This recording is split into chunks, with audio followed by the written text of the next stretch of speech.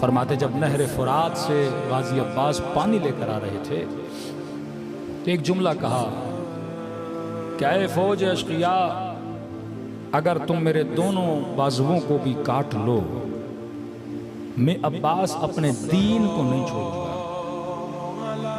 آغا عالی بہت بڑے خطیب ایران کے کہتے میں نے بڑا سوچا کہ دشمن چاہ رہے ہیں اور عباس کہہ رہے ہیں کہ خدا کی قسم میں اپنے دین کو نہیں چھوڑوں گا۔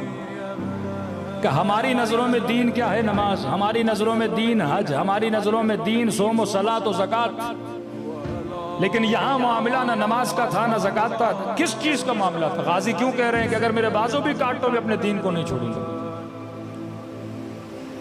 کہا کہ دیکھا جائے گا کہ غازی عباس کے ہاتھوں میں کیا تھا۔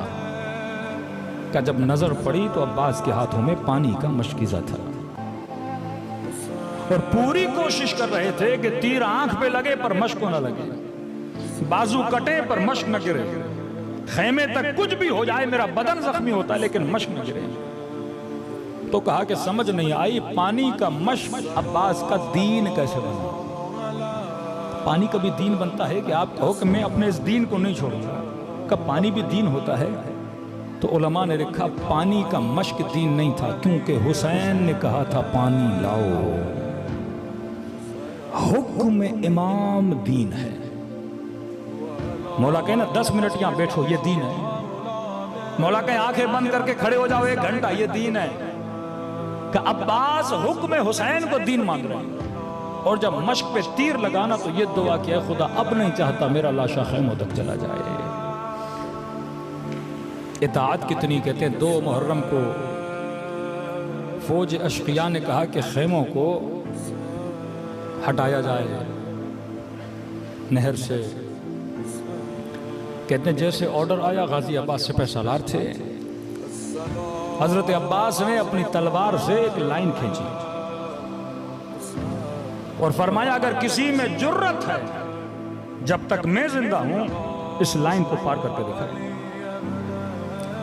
لکھنے والے لکھتے ہیں چہرے پہ اتنا جلال کے خون جمع پڑا ہے عباس کے چہرے پر، آستینوں کو پلٹا ہوا ہے اور تلوار ہاتھ میں لی ہوئی ہے کہ ہے کسی میں جرت کے آگے آئے۔